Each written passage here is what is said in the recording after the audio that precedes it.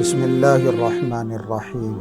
محترم ناظرین، Islamic calendar کے اعتبار سے سب سے پہلا مہینہ محرم الحرام کا مہینہ، یہ مہینہ بڑی حرمتوں والا، بڑی عظمتوں والا، بڑی فضیلتوں والا ہے۔ احادیث مبارکہ میں اس کی فضیلتیں ذکر کی گئیں۔ قرآن کریم میں یہ بتایا گیا ہے کہ یہ مہینہ ان 4 مہینوں میں سے ہے جو اللہ کے مہینے، جو حرمت والے مہینے، جو عظمت والے مہینے ہیں، جن مہینوں میں لڑائی جھگڑا کرنا، قتل و قتال کرنا، جنگ و جدال کرنا جائز نہیں ہے۔ پرانے زمانوں سے، اسلام سے بہت پہلے سے ان مہینوں کی عظمت، ان کی حرمت بتائی گئی ہے، چلتی ہوئی آ رہی۔ اور قرآن کریم میں بھی فرمایا گیا منہا اربعۃ حرم، اللہ پاک نے جو 12 مہینے بنائے ہیں ان میں سے 4 مہینے وہ ہیں جو بڑے محترم ہیں، بڑی عظمتوں والے۔ ان میں جو ایک مہینہ ہے وہ یہی محرم الحرام کا مہینہ۔ محرم الحرام کی اپنی فضیلتیں ہیں، محرم الحرام کا اپنا ایک الگ رتبہ ہے، اپنا مقام ہے۔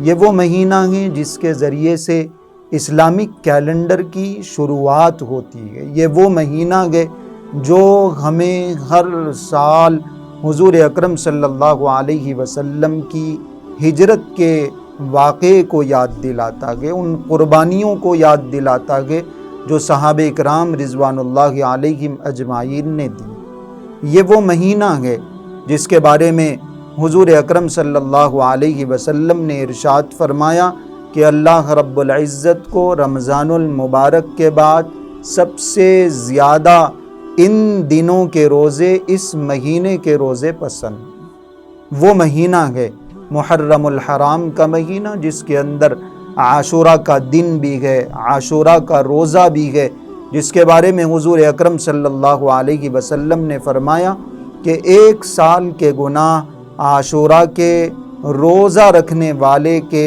اللہ رب العزت معاف فرماتے۔ فضیلتیں بھی ہیں، تاریخ بھی بڑی اہم ہے اس مہینے کی۔ اس مہینے کی پہلی تاریخ کو حضرت عمر ابن خطاب رضی اللہ عنہ، امیر المومنین، مراد رسول، فاروق اعظم حضرت عمر ابن خطاب رضی اللہ عنہ کی شہادت ہوئی۔ اس مہینے کی 10 تاریخ کو عاشورہ کے دن حضرت حسین رضی اللہ عنہ کی نواسہ رسول اور حضرت فاطمہ رضی اللہ عنہا کے جگر گوشہ، لخت جگر حضرت حسین رضی اللہ عنہ کی ان کے پورے خاندان کے ساتھ، کنبے کے ساتھ شہادت، انہوں نے شہادتوں کا نذرانہ پیش کیا۔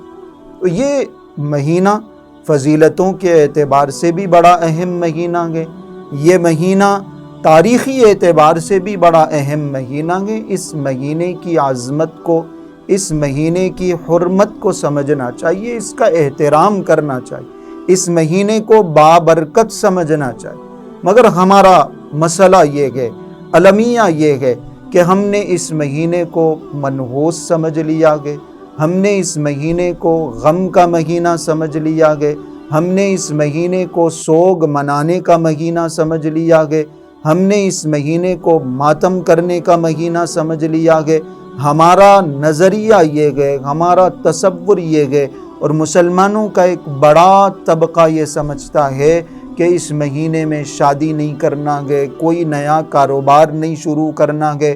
ایسی عجیب و غریب بدعات اور خرافات اس مہینے میں اسلام کے نام پر، دین کے نام پر، ثواب حاصل کرنے کے نام پر شروع کر دی گئی۔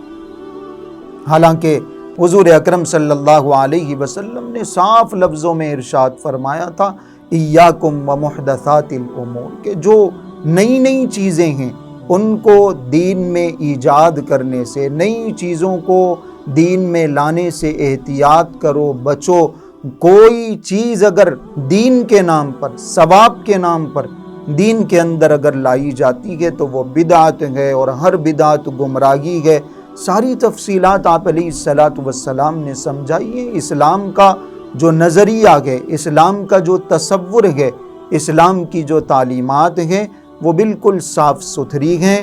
محرم الحرام کے سلسلے میں فضیلتیں بھی حضور اکرم صلی اللہ علیہ وسلم نے بیان فرمائی، قرآن کریم میں بھی اس مہینے کا تذکرہ کیا گیا ہے۔ اس لیے اس مہینے کی عظمت کو، اس مہینے کی فضیلت کو، احترام کو سمجھنا اور ان تمام بدعات سے، خرافات سے، رسوم سے، رواج سے اپنے آپ کو بچانے کی کوشش کرنا، جن کا اسلام سے، شریعت سے، دین سے کوئی تعلق نہیں۔ انشاءاللہ ہم آگے کی ویڈیوز میں ان بدعات کا، خرافات کا، ان رسوم اور رواج کا تذکرہ کریں گے، ان چیزوں کو ڈسکس کرنے کی کوشش کریں گے جو چیزیں اسلام کے نام پر یا محرم الحرام میں ثواب کے نام پر ہمارے معاشرے میں رائج ہو چکی ہیں، عام ہو چکی ہیں، اور مسلمانوں کا ایک بڑا طبقہ ان کاموں میں، ان اعمال کے انجام دینے میں مصروف۔ آگے کی کچھ ویڈیوز میں انشاءاللہ ہم بتانے کی کوشش کریں گے کہ محرم الحرام میں کون سے ایسے اعمال ہوتے ہیں جن کا شریعت سے، اسلام سے، دین سے کوئی تعلق نہیں۔ انشاءاللہ آگے کی ویڈیو میں ڈسکس کیا جائے گا۔ السلام علیکم ورحمۃ اللہ وبرکاتہ۔